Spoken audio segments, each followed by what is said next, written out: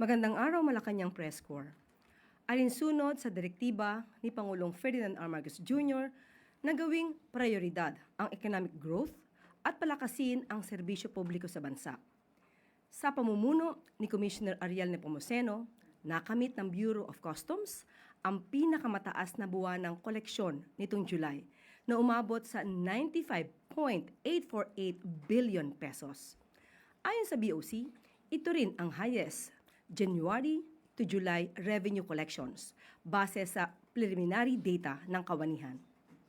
Nalampasan ng aktual na koleksyon ng target na 91.526 billion pesos at ang 81.18 billion pesos na nakolekta ng Bureau noong July 2025.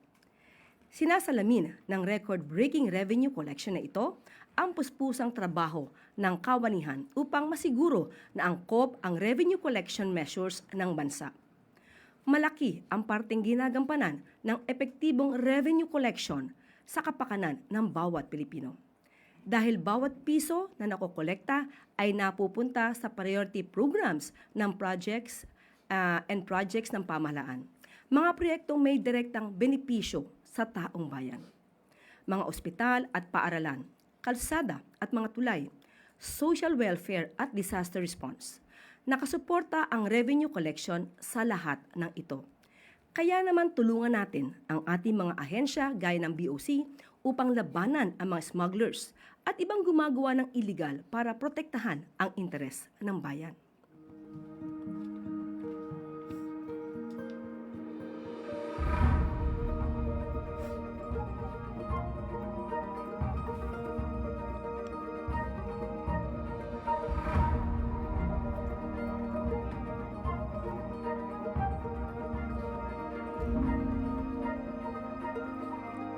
Alinsunod sa mithiin ni Pangulong Ferdinand R. Marcos Jr. na parating sundin ang rule of law. Pinangunahan ng Department of National Defense sa pamumuno ni Secretary Gibo Teodoro ang paggunita sa 77th International Humanitarian Law Month kahapon sa Camp Emilio Aguinaldo sa Quezon City. Ang International Humanitarian Law ang nagbibigay proteksyon sa mga taong hindi kasama sa kaguluhan kagaya ng kabataan at mga sibilyan. Pinahihintulutan din ito ang crimes against humanity, genocide at iba pang war crimes. Ito ay pinapahinto, pinipigil habang may nangyayaring sagupaan. Dapat ay gawing prioridad ang pagpapanatili ng respeto sa dignidad ng tao, lalo na sa panahong armadong labanan. Buo ang paniniwala ng ahensya na shared responsibility ang pag-obserba sa international humanitarian law. Kaya nararapat lang na magkaroon ng mas maigting na kolaborasyon sa pagitan ng mga government agencies, institutions at iba pang stakeholders. Disiplina at malasakit sa kapwa-tao. Ilan lamang ito sa ating armas upang isulong ang rule of law at kapayapaan sa bansa. Samantala sa isang panayam sa Malaysia, dinagdag ni Secretary Teodoro ang kahalagahan ng pagkakaisa ng lahat ng Pilipino na ipaglaban ang karapatan natin sa West Philippine Sea at sa ating maritime rights. Ayon sa kanya, hindi na natiling zone of neutrality o pwedeng mangyari ang zone of neutrality sa ASEAN. Paano natin makakamit yan kung hindi ipaglalaban? Ipinapakita natin ngayon ang benepisyo ng Philippines ang kanyang maritime domain sa ASEAN. Pangalawa, inilahad natin yung mga rulings sa arbitral award na walang debate. Ang ating operations nakabatay sa law, walang maniniwalang kung hindi tayo babatay sa law. Sa wika ni Pangulong Marcos Jr. sa kanyang katatapos lang na SONA, dahil tayo man ay magkakaiba sa maraming bagay, iisa lang tayong lahi. Tayong lahat ay Pilipino. Pilipino sa diwa, Pilipino sa dugo.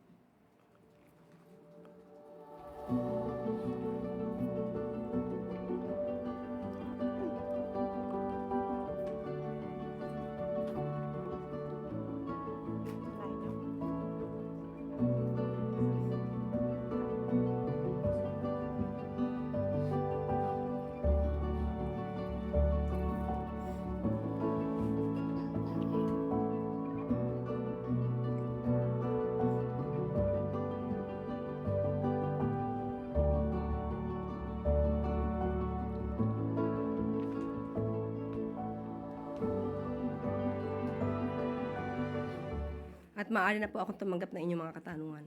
Unang tanong mula kay Maricel Halili, TV5. Good morning, Yusek. Yusek, first, may we have the statement of Malacanang about the winning of Alex Ayala? Did the president himself watch the game? Nung nakaraang araw ay tinanong ko kung pinanood niya yung ibang laro ng Pangulo. Ang sabi po sa atin, usually ay ayaw niyang manood ng live dahil mukhang mayroon daw yata siyang dalang hindi swerte kapag ka nanonood siya ng personal na laro o nanonood siya live. So, kagabi ay hindi ko na itanong kung siya mismo ay nanood. Pero nagbigay na po siya ng kanyang pagbati at karangalan sa buong taong bayan, sa sambayan ng Pilipino at ng ating bansa, ang pagkapanalo po ni Alex Ayala. So, congratulations. So do we expect another invitation for Alex Ayala? Will the president give her any reward, acknowledgement? Alam naman po natin na ang Pangulo, pagdating po kay Miss Alex Ayala, ay talagang buhos po ang kanyang pagsuporta. Sa ngayon po ay hindi pa napag-uusapan kung iimbitahin muli, pero alam natin na sobrang maligaya po ang Pangulo sa pagkapanalo po ni Miss Alex Ayala. Sunod na tanong mula kay Letner Z, so DZRH. Good morning, Yusek. Ma'am, nagsumite daw ang LTFRB ng rekomendasyon sa Malacanang para sa 20 peso fuel subsidy para sa lahat ng PUV sa loob ng isang buwan. Nabasa na po ba ito ng Pangulo at ano ang tsansang mapagbigyan? Sa ngayon ay pinag-uusapan po, nakausap po natin mismo si Secretary Banoy at mayroon po siyang pakikipagpulong sa Office of the Executive Secretary para pag-usapan po ang mga detalye patungkol dito. Pero sa ngayon po ay patuloy pa rin po, extended po hanggang katapusan ng August, ang 10 peso per liter fuel discount or subsidy.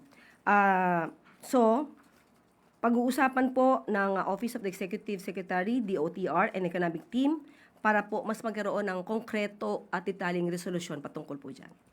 Mga kailan po kaya natin malalaman yung desisyon? Tignan po natin dahil ongoing po yung kanilang pag-meeting. So kapag ka po natapos na, ihingi ko po agad ang update. Pero kung sakaling mapagbigyan po, may mapagkukunan naman ng pondo para dito. Yan po ang ating tatanungin maya-maya lamang. Sunod na tanong mula kay Rafi Ayeng, Daily Tribune. Magandang umaga po, Yusek. Sinabi po ni Senator Erwin Tulfo na nagkaroon ng pag-uusap, nagkaroon ng caucus nga ang mga senador para pagbatiin si Senator Panfilo Lacson at Alan Peter Cayetano. At maraming nangangamba na baka makompromiso ang kaso ng umano'y questionableng flood control sa Taguig na kinasasangkutan ni Senator Cayetano. Ano po ang reaksyon ng palasyo dito? Mas maganda naman po talaga na ang bawat tao, hindi lang po public servants, lahat po sana ay nagkakasundo. May mga pagkakataon na magkakaiba nga ang opinyon, pero hindi kinakailangan talaga na umabot sa hindi magandang relasyon. Kung sila po ay magkakasundo at mawawala na yung mga personal nilang sentimiento sa bawat isa, mas magiging maganda ang kanilang relasyon sa pagtatrabaho. Pero naniniwala tayo na sa pagkatao po ni Senator Lacson, hindi po siya makikipag-compromise para lang mawala ang kanyang pag-iimbestiga. So naniniwala tayo na tuloy-tuloy pa rin po ang mga issue na dapat na imbestigahan. Kung may mga ebidensya, alam na po din po natin na ito'y kanyang pagpapatuloy. And another issue po sa Senado ay yung sinabi ni Senator Amy Marcos na nakakahiya ang Senado sa pagpasalaman ng 2 batas out of 52 bills. Inamin naman ito ni Senate President Gatchalian na nakakaapekto ang sunod-sunod na pagbabago sa liderato, ang 3 araw na boycott ng minority bloc at ang impeachment trial ni Vice President Sara Duterte. Kaya bumagal ang legislative work. Nadinig natin po natin si Senator Amy Marcos na binanggit niya na nagiging dahilan yata ang pagbabago-bago ng liderato. Well, unang-una, sino po ba ang nag-umpisa ng pagbabago ng liderato? At nung nagkaroon po ng pagbabago ng liderato, nandun na po yung nagkaroon ng putukan sa Senado, nagkaroon na po ng gulo sa Senado, nagkaroon ng 3 araw na sunod-sunod na hindi pagpunta at pag-attend sa sesyon. magsilbing aral po sana ito sa lahat ng mga public servants na hindi pwedeng daanin sa ganitong klaseng ang pamumuno at ang dapat na laging manguna ay ang interes ng bayan, hindi ang sariling interes, hindi ang interes para lagi lang mamuno, kundi dapat ay para sa kabutihan ng bawat Pilipino. Sunod na tanong mula kay Samuel Medinilla, Business Mirror. Good morning, ma'am. Mag-follow up lang po ako dun sa tanong ni Ma'am Let. Meron rin po bang plan yung government, ang DSWD to give additional cash aid dun sa mga PUB drivers tulad po nung initial phase ng Middle East crisis? Sa ngayon po ay pag-uusapan pa kung anong maaari pang maitulong sa ating mga kababayan dito sa transport industry. So, maibibigay ko po siguro sa inyo yung mga detalye maya-maya kung maibibigay po sa atin. On another topic, ma'am, i-ask ko lang rin po, if aware na po kaya si President Marcos doon sa provisions ng proposed progress bill ng DOF and will he certify it as urgent? Sa ngayon po ay inaaral pa, working on it, ang DOF. At alam naman po ng Pangulo na kasalukuyang itong binubusisi ng DOF kasi nais po ng Pangulo na ito ay maipasa sa pinakamabilis na panahon. I-follow up ko lang rin po. But doon sa mga estimate po ng DOF, nag-start po sila from 2027 up to 2030. Does that mean that the palace is, or the economic managers is targeting the passage of the legislation by next year po? About the progress bill, Opo, yung progress bill. ang gusto po ng Pangulo sana ngayong taon. Tapos yung follow-up na rin po, nasabi po ng DOF that it will need 26.92 billion to fund yung proposed tax reform package ni President na-mention ni President Marcos doon sa kanyang recent SONA. Sabi po ng DOF, the progress bill is expected to generate 518.71 billion in revenues, which will translate to 191 billion net revenue for the government. Will the said reform not be considered as an additional tax burden to Filipinos? Yung iba po kasing tax na nababanggit ay hindi po ang mga pangkaraniwang mamamayan maapektuhan. Mas maapektuhan to yung bumibili ng mga mamahaling sasakyan. So ito inaaral. So hindi naman po yung mga middle income ang usually maaapektuhan ng mga binabalak po na mga tax reforms. Paano po ma'am yung proposed na tax on sugary drinks, single-use plastics, at saka yung vape po, hindi naman po pang mahirap. Pero yung tax on sugary drinks and sa single-use plastic. Ito naman po ay may patungkol sa kalusugan. Mas maganda nga po maiwasan kung tayo po ay laging magkukonsume ng napakatamis na mga kakanin or pagkain or inumin. Thank you po ma'am. Wala nang tanong mula sa Malacanang Press Corps. Salamat. Balik sa iyo, Yusek Claire. Ay, may regional questions. Mula sa Bicol Region, ang unang tanong mula kay Michael Garcia ng Victory Digital Broadcasting, RK 96.5. Karamihan po sa mga social protection programs at ayuda ng gobyerno ay nakatutok sa mga pinakamahirap. Ngunit paano naman po ang ating lower, middle hanggang middle class na mga manggagawa na siyang pumapasan ng malaking buwis sa kanilang sahod, ngunit walang natatanggap na direktang subsidiya sa gitna ng matinding inflation?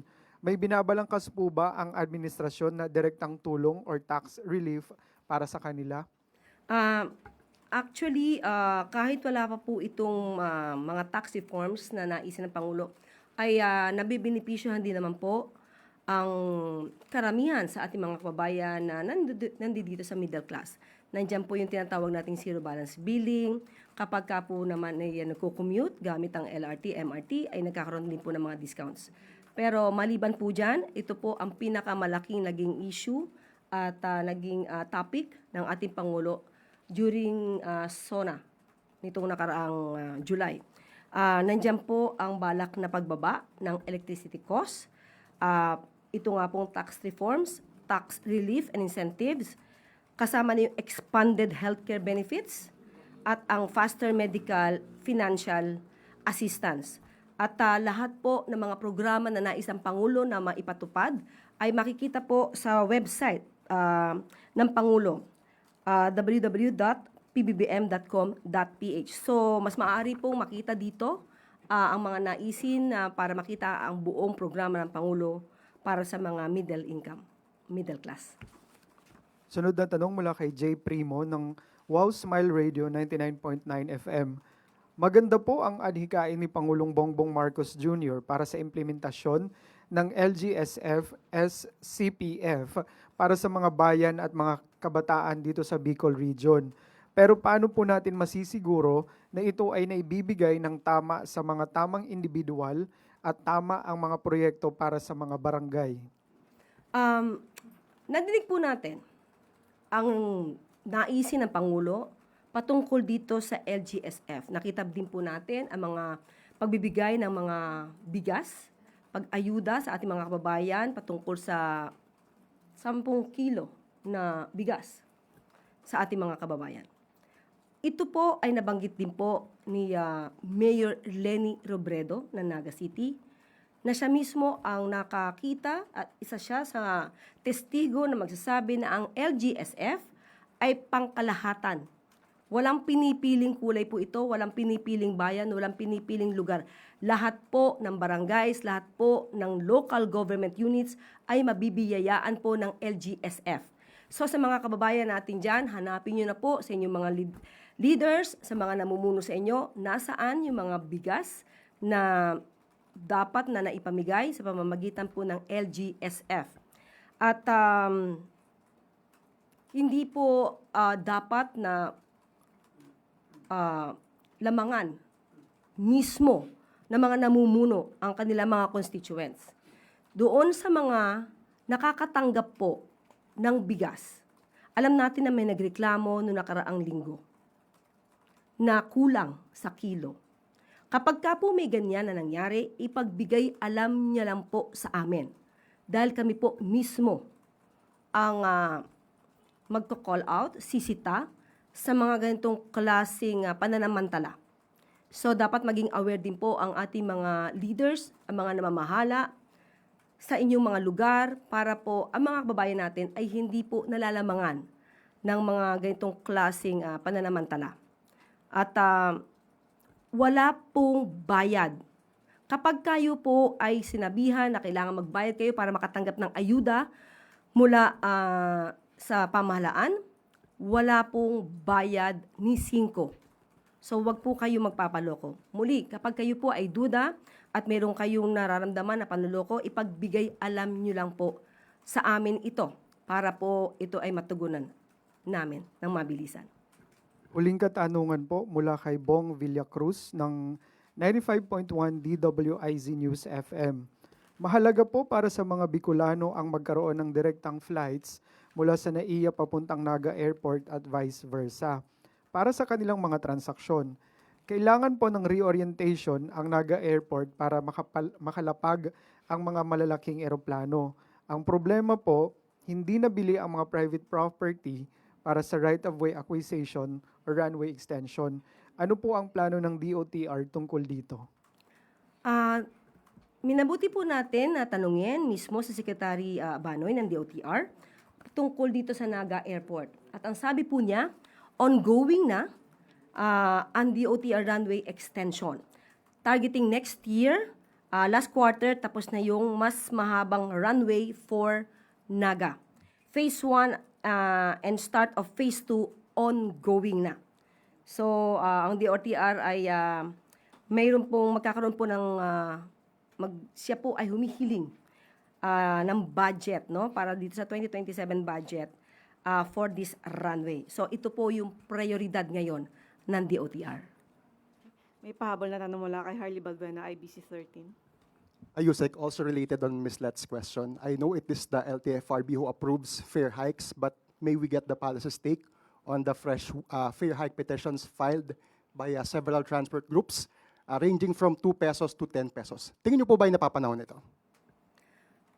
Well, ang sabi naman ng Pangulo, sana ay hindi makaapekto kung magkakaroon man ng pagtaas ng pamasahe o hindi magkakaroon ng taas ng pamasahe.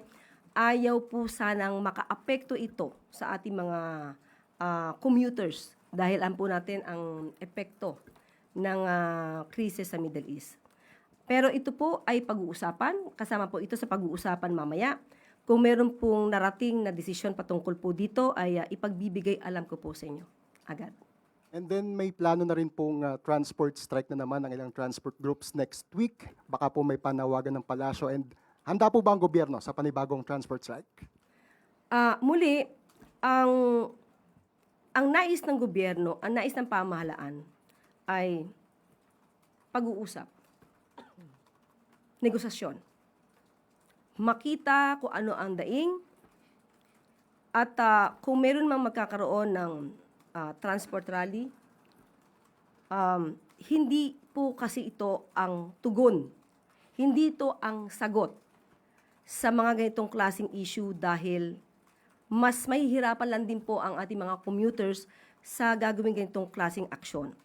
Kayo naman po ay nadidinig ng gobyerno, mas maganda na magkaroon ng matahimik, maayos na dialogo. Hindi yung lagi tayo nasa daan dahil hindi po siya ang sagot sa ating mga issue sa ngayon. But hindi po natin pinipigilan ang sino mang nais na magkaroon ng pagpaprotesta, but still, hindi po siya makakatulong sa ating ekonomiya. Kung ano man po ang gagawin ng, anong grupo po yan? Manibela. Na Manibela, kung anong po ang nais na Manibela, handa naman po tumugon ang ating pamahalaan para hindi naman po mahirapan ang ating mga commuter sa araw na ito ay kanilang gagawin. Balik sa Yusek Claire. Maraming salamat. Bilang pagkilala sa mas masiglang ugnayan ng Pilipinas at Japan, mainit na tinanggap noong Lunes ni Pangulong Ferdinand R. Marcos Jr. sa Malacanang si Honorable Fujita Fumitake, member ng House of Representatives sa Japan at co-representative of the Japan Innovation Party. Dumating sa Pilipinas si Honorable Fujita noong Linggo hanggang ngayong araw ng Martes. Pinagdiriwang ngayong taon ang ika-70 anibersaryo ng muling pagtatag ng diplomatikong ugnayan ng Pilipinas at Japan at ang ika-15 taon na pinalakas na strategic partnership na nagsimula pa noong 2011. Pangalawa ang Japan sa trading partner ng Pilipinas na mayroong $22.2 billion total trade at pangatlong import source na bansa noong 2025. Nakapagtala rin ang Pilipinas ng 502.546 Japanese tourist arrivals noong nakaraang taon. Mas mataas ito sa 444,528 arrivals noong 2024. Sa pinakahuling datos ng pamahalaan, mayroon 337,227 Filipinos ang kasalukuyang naninirahan sa Japan.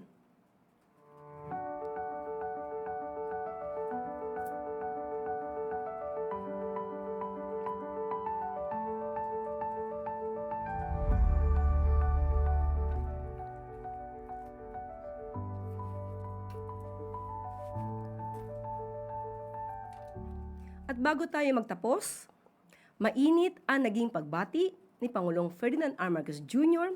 kay Alex Ayala sa kanyang makasaysayang tagumpay bilang first Filipino and first Southeast Asian WTA 500 champion. Congratulations muli, Miss Alex Ayala. Kasama mo ang sambayan ng Pilipino sa pagdiriwang ng panibagong tagumpay na ito. Mabuhay ka, Alex. At lagi po natin tandaan, ang bagong Pilipino, ginagamit ang galing at talino, pinapakita ang lakas para sa karangalan ng bansang Pilipinas. Loyalty test? Hindi ito kailangan ng totoong makabayan. At dito na po nagtatapos ang ating press briefing. Magandang araw para sa bagong Pilipinas.